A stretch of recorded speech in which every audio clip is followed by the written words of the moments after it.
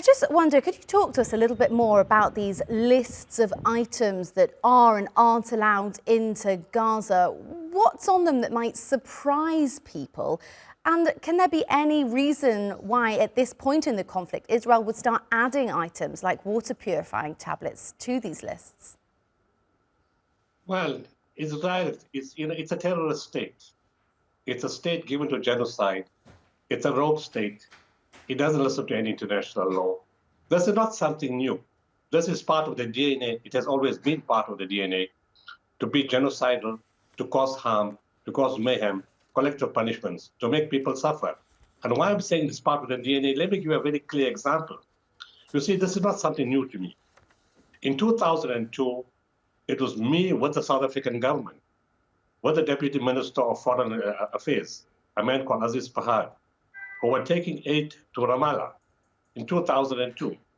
Israel set down the conditions. We agreed to all the conditions. We fulfilled all the conditions. And they still took 12 weeks doing everything possible to delay the delivery of medical equipment to people who needed it most. Thus, it's an ongoing game they do. They change the playing field. They change the issues all the time. So what you're seeing, what we've experienced in 2002 is nothing new. We know that. We're used to that. We've been to Gaza before. We got an office there. The head of my office was murdered by the Israelis. His brother, a doctor, was murdered.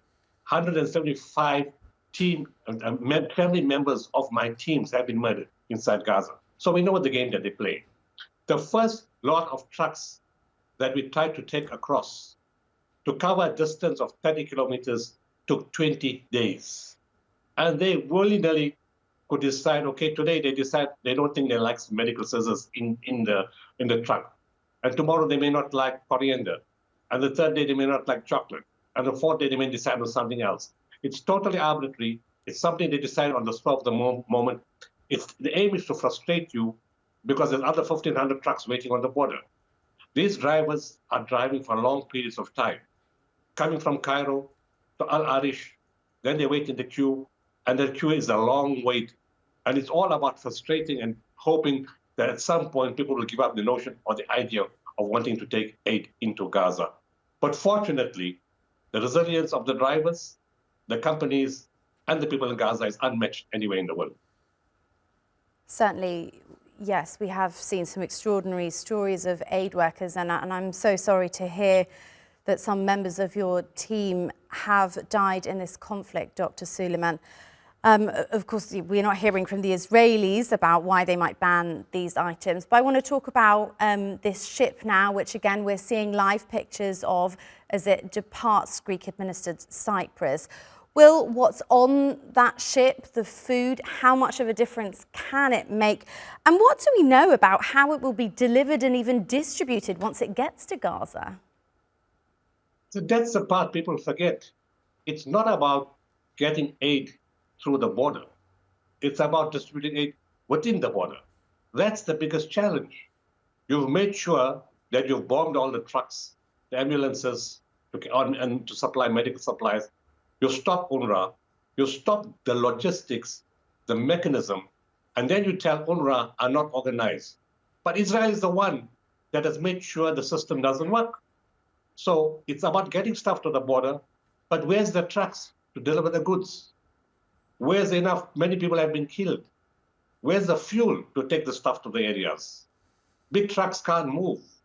You take donkey cart, small bicycles, small amounts of items. How long is that going to take to get to the people? And what about the people in the north? When there's 800,000 or 900,000 of them sitting in their homes. You spoke on your screen, I see, or one of your reporters spoke about the death toll being 27 from starvation. Those are the ones that you see. What about the ones that you don't see?